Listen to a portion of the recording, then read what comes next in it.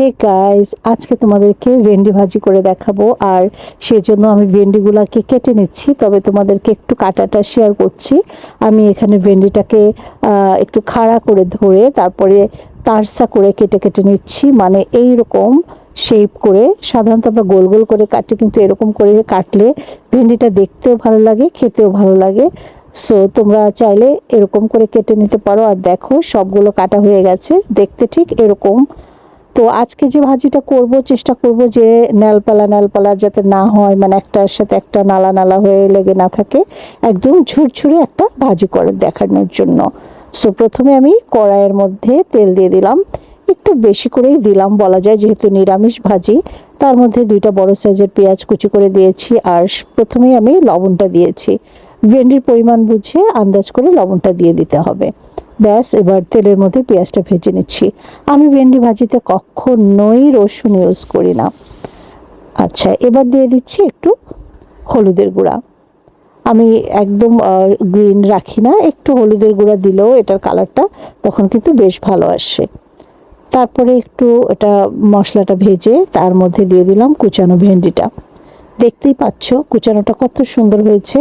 এটা একেবারেই মিহি না, তাহলে কিন্তু ঘেঁটে দলা পাকিয়ে যায়। সব কিছু ভালো করে ভেন্ডির সাথে নাড়াচাড়া করে মিশিয়ে দিচ্ছি। এখানে একটা টিপস, যে তেলের মধ্যেই হলুদটা দিয়ে দেওয়ার চেষ্টা করবা, তাতে করে হলুদটা তেলের সঙ্গে মেল্ট হয়ে যাবে আর ভেন্ডিটার সঙ্গে সুন্দর করে লেগে যাবে। তোমরা যদি ভেন্ডির উপরে হলুদটা দেওয়ার চেষ্টা করো, তাহলে কিন্তু এটা মেল্ট হবে না আর নালাগুলোর সঙ্গে লেগে লেগে যাবে। শুরুর দিকে আমি ঢেকে ঢেকে এটা রান্না করছি। 3টা কাঁচামরিচ দিয়ে দিলাম মাঝখান থেকে চিড়ে। সাধারণত আমি সবুজ সবজিতে একটু লাল পাকা মরিচগুলো দেওয়ার চেষ্টা করি, এতে করে মরিচগুলো ভিজিবল থাকে। সো লাল লাল 3টা মরিচ দিয়ে দিলাম। ঢাকা দিয়ে ঢেকে ঢেকে ভাজিটা করা হচ্ছে। টিপসটা, শুরুর দিকে এটা ঢাকা দিয়ে রাখবা, তাতে করে একটু নালা নালা মনে হলেও এটা কিন্তু আর থাকবে না। সো আমি শুরুর দিকে দেখো ঢাকা দিয়ে দিয়ে ভাজিটা করে নিচ্ছি।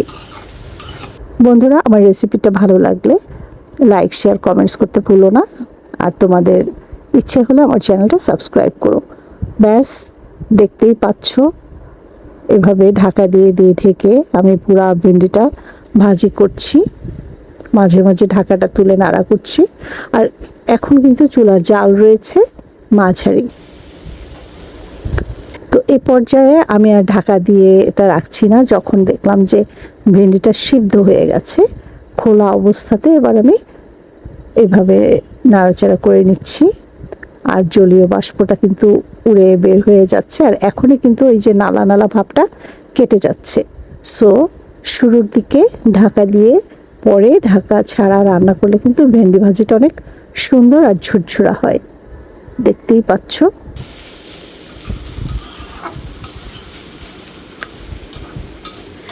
তোমরা চাইলে পেঁয়াজের মধ্যে কিছু চিংড়ি মাছ দিয়ে ভাজিটা করতে পারো, তাতে তো আরও বেশি মজা হয়। ব্যাস, হয়ে গেল। খুব বেশি সময় লাগে না ভেন্ডি ভাজি করতে। শুরুর দিকে যেহেতু আমি ঢাকনা দিয়েছি, অনেক তাড়াতাড়ি এটা সিদ্ধ হয়ে গেছে।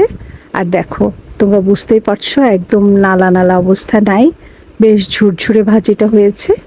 কেমন লাগলো আজকে ভেন্ডি রেসিপিটা তোমরা কমেন্ট করে জানিও। আর এই ভাজিটা একদম অনেকে আছে পোড়া পোড়া করে করে ফেলে, সেটা কিন্তু ভালো লাগে না আমার কাছে খেতে। Hope you like this video. Tata.